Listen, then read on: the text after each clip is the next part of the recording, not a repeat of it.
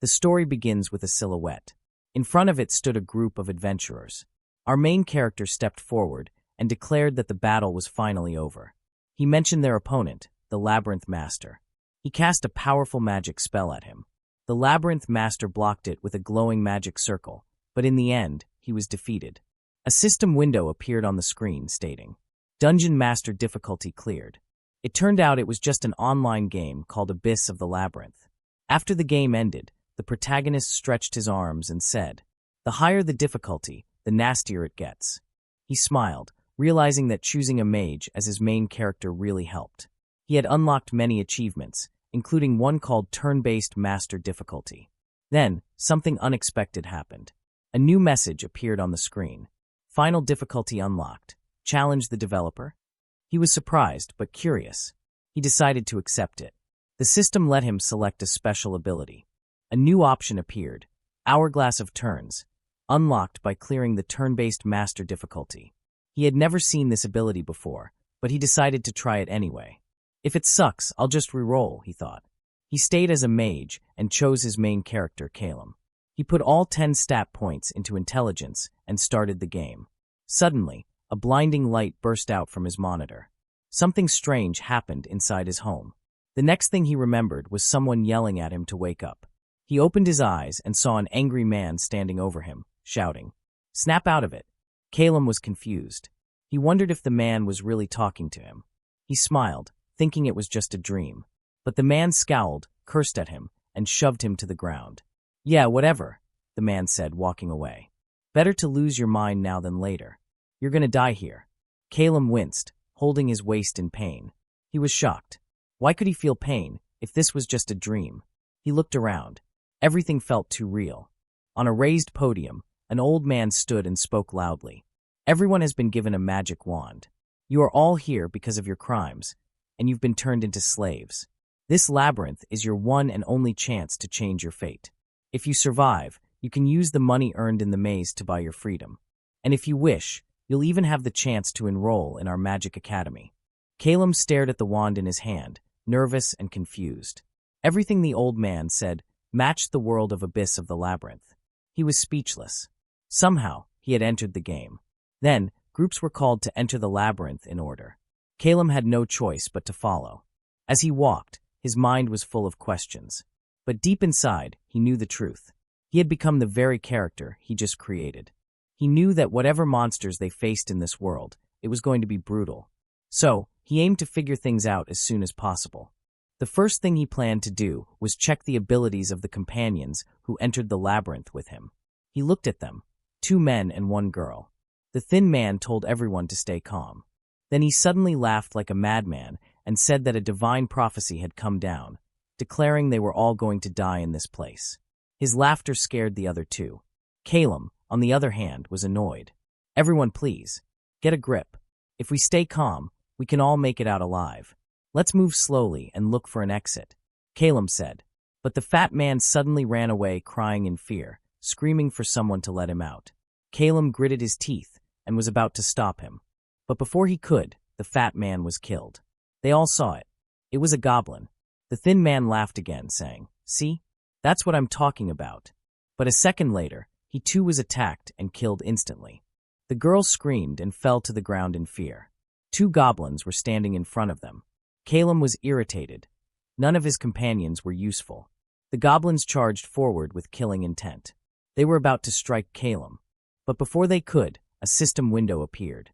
Hourglass of Turns activated. Time froze. The system explained, "Time is frozen for 60 seconds per turn. You have 4 action points." The ability had activated automatically in a critical situation. Calum was stunned. It was now his turn. He looked around and noticed a countdown. The goblins were frozen in place, and so was the girl. He quickly realized this was the power of the Hourglass of Turns. Calum began thinking fast. First, he decided to raise his wand to block the incoming blade. He didn't want to waste any action, knowing each move would cost 1 point. A part of him was frustrated. At this rate, he wouldn't even have enough points to dodge or fight back. He sighed, and was shocked to see that sighing didn't cost a point. He then realized that talking didn't reduce action points. It must be treated like typing in a game chat. He checked his system and saw a chat box. That confirmed it. With 6 seconds remaining, Calum began moving his wand. At 3 seconds, the system notified him. All action points depleted. He shouted, "Fireball." At 1 second, the turn ended. The hourglass flipped. A 60-second cooldown began. A flame burst from Calum's wand. It exploded forward, instantly killing both goblins. The girl watched in shock. Calum stood still, breathing heavily. He had almost died. He couldn't understand why this was happening. Why was he being forced to fight like this? Why did he deserve it? He looked at his wand and took a deep breath. At least he knew how to play a mage. As long as the rules were the same as the game, he had a chance. He didn't know how long it would take to find the exit, but he decided to farm monsters and look for a reliable teammate. He searched the bodies of his dead companions and checked their wands. Then he turned to the girl behind him. "What spell is embedded in your wand?" he asked. The girl stuttered and replied, "A lightning shock. I think. I've never actually used a wand before." Calum sighed, disappointed. But he told himself it was better than nothing. "You'll have to use it, practice or not," he said. He showed her how to use the wand, telling her clearly, "If a monster charges at you, don't hesitate. Fire immediately." Then he added, "Let's find the exit gate." He led the way, and the girl followed. Calum was determined. No matter what, he would survive. And he would make the ones who trapped him here pay. Even if it was the developer, or God. A few years ago, the Labyrinth erupted. Monsters poured out and covered the surface. As a result, countless adventurers and mages died. To train mages for Labyrinth exploration, authorities began throwing slaves into the Labyrinth, raising the ones who survived. That's the story of the game Calum knows. He believed there was no guarantee everything he knew was accurate, so he told himself to stay extremely cautious. While they were walking, the girl thanked him and introduced herself as Urall. Calum also told her his name, but after that, he remained silent. After a minute, Urall suddenly said, "Calum, you're very calm and quiet. On the slave ship, you talked a lot with the others." Calum was shocked when he heard that. He began to wonder if people here knew him before he came to this world. He reminded himself to be more careful. Urall explained that she used to live in the fairy forest and worked at an errand center. But the place turned out to be a drug distribution front. She was framed, couldn't pay the fine, and became a slave. Calum understood she kept talking because she was scared, but he still asked her to stay quiet. Suddenly, his hourglass of turns activated. The system said it was now his turn. He figured he must have stepped on a trap. He stayed calm and analyzed the situation. He knew that first-floor traps usually involved things shooting out from the walls. He checked Ural's side first. There were no holes on her side, so nothing could shoot out. He couldn't see his own side clearly, so he spent 1 action point to check. Fortunately, there were no holes there either. He used another point to check the ceiling. It looked safe. So, he concluded the trap was likely on the floor. There are 4 types of floor traps on the first floor. Rising spike trap. Spikes shoot from below and pierce your feet. Exploding nail bomb has a wide radius, hard to avoid serious injury. Poison or sleep gas trap paralyzes you, leaving you as easy prey for monsters. Pit trap makes the floor collapse and drops you to the second floor. Since the hourglass activated, it meant Calum was also in danger. He didn't have enough time to prepare for the worst. Frustrated, he shouted, "Seriously, this is annoying. If I lift my foot, I'll be in danger anyway. Let's just step on it." With only 1 action point left, Calum made his move. The system declared that all action points had been used, and his turn ended. He kicked Ural's foot. When time resumed, Urall was startled and thought Calum had kicked her on purpose. But Calum quickly explained that she had stepped on a trap. "If you lifted your foot, it would have exploded. So I took your place," he said. Urall felt guilty and apologized. Calum then asked if she remembered the oak barrel they passed earlier. She said yes. He told her to go back and get it. Urall ran off, promising to return quickly. Calum knew that these kinds of traps could be disarmed by placing a heavy object on them. He expected to wait 10 minutes. But 30 minutes passed, and Urall still wasn't back. He started to worry that she had triggered another trap, or worse, encountered a monster. Just as he was regretting letting her go alone, Urall returned, pushing the barrel and apologizing for taking so long. Calum praised her and told her to place the barrel on the tile he was standing on. She followed his instructions. Calum then took out a telekinesis wand from a dead companion. He suspected there could be another trap, so he used the wand to move the barrel from a safe distance. A strong explosion occurred. The trap had been real. After confirming that there were no more traps nearby, Calum told Urall it was safe to move again. To Calum, it was an easy trap, thankfully one within his expectations. Monsters and traps, there were many dangers in this world. But he still believed there was hope. A system window appeared, asking him to allocate 10 ability points. All his stats were at 0, except for wisdom. Since he had the initiative with the Hourglass, and it was still the first floor, he figured 10 points in wisdom would give him enough firepower. But he also needed to confirm if he could activate the Hourglass at will, and whether casting magic consumed action points. Just then, a group of goblins appeared, blocking their way. Calum smirked. The goblins grinned. The Hourglass activated. It was Calum's turn. He immediately cast Fireball, leaving him with 3 action points. Its cooldown was 5 seconds. At 2 seconds, he cast another Fireball. Now only 2 points remained. His turn ended. He released the fireballs. The goblins rushed toward them, but were struck by flames and burned to death. Calum was glad to learn that he could theoretically cast 4 fireballs in one turn. Calum seems to have ultra-high-speed casting and chantless casting talents, Urall said in awe. She looked down, ashamed, and said she was weak, couldn't use magic properly, and was just a burden. She apologized again. Calum looked at her. She was useless as a warrior or a mage. But she was an elf. That meant she might be able to jump far. Calum asked how far she could jump. Urall said she could jump about 4 meters back in the fairy forest.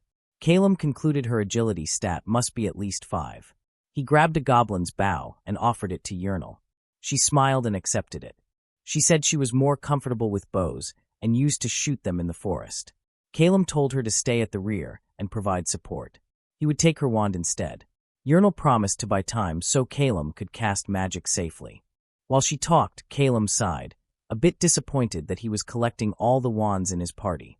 Suddenly, Urall heard something. She quickly warned Calum. Calum looked down the hallway, but saw nothing. Urall insisted she heard something from there. Calum told her to close her eyes. Urall was confused, but when she saw Calum kneeling and dropping stones, she understood. He asked her how many stones had fallen, and where. Urall answered. 3 stones, about 4 steps away. Calum was shocked. He was right with his conclusion. He realized Urall had the ability to map sound and sense enemy movements. He asked how many people were following them earlier. Urall replied, 4. And they're getting closer. Calum didn't know why they were being followed. But he assumed the worst. Facing a full party of survivors wouldn't be easy. Follow me for now. Let's find a place to hide, he said. They ran quickly and hid around the corner. Calum instructed her to stay quiet until the enemies arrived. When he heard footsteps nearby and sensed that the guys stepped at the paddle, he stepped out and faced them. Why are you chasing us? Calum asked. A bald man in the group of 4 replied. We have no business with you. But we do with her. As long as we hand over that elf wench, we'll let you live, the bald man added. He pointed to his shield and proudly claimed that it couldn't be pierced by low-tier magic or arrows. Urall trembled in fear after hearing that. The bald man warned Calum not to waste his strength. He even invited Calum to join their team and form a 5-man party, saying Urall would belong to all of them. Urall was terrified. She called Calum's name, afraid he might accept the offer. Of course, Calum had no intention of abandoning her. At least with Urall, he could sleep while she kept watch. He knew he couldn't even close his eyes around these 4 guys. Cut the crap and get lost. Unless you want to die, Calum said. Urall was relieved and happy that Calum didn't abandon her. The bald man, still smiling, thought Calum was bluffing. I'm dead serious, Calum told him. The bald man's expression changed.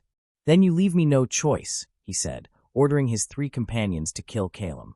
At that moment, Calum's hourglass of turns activated. With 59 seconds on the clock, Calum muttered, I gave you guys a chance. He knew the dual wands in his hands looked like a defensive stance to the enemies, but they were gravely mistaken. There was a puddle beneath their feet, and Calum was holding a lightning wand. Normally, lightning shock could only hit 1 enemy at a time. But with water involved, it was a different story. Calum cast lightning shock, using 1 action point. 3 remained. He was sure the electricity would make them drop their weapons, especially the shield. So he planned to finish them off one by one.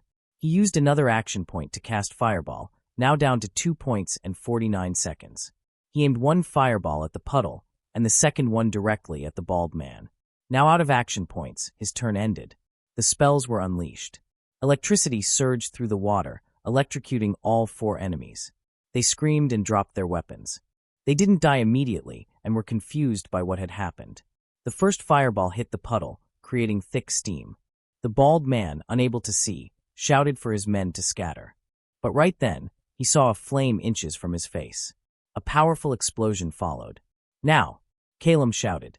Urall fired her arrow. The enemies screamed in pain. Even though the steam was thick, Calum trusted Urall's sound mapping ability. "Shoot more," he said. He wanted her to take out at least one while his spells were on cooldown.